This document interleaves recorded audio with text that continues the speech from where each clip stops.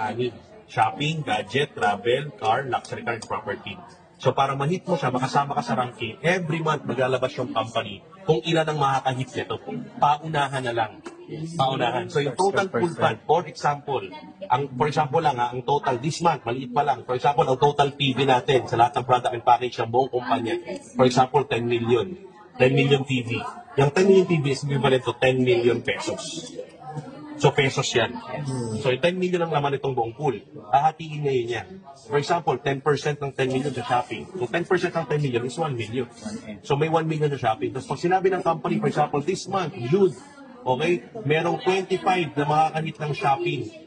So, yung 25, paunahan sila kung anong rank nila, package, personal package, at personal product. Ang rank naman ng shopping, all rank. Ito, all rank. Kahit sino pwede. Ito, consultant. Ito, car, executive dapat. Itong luxury car, senior partner. Ito, brand partner dapat. Okay? So, technically, this month, June, may 10 million. So, may 1 million po itong shopping. Tapos dito siguro may 1 million din.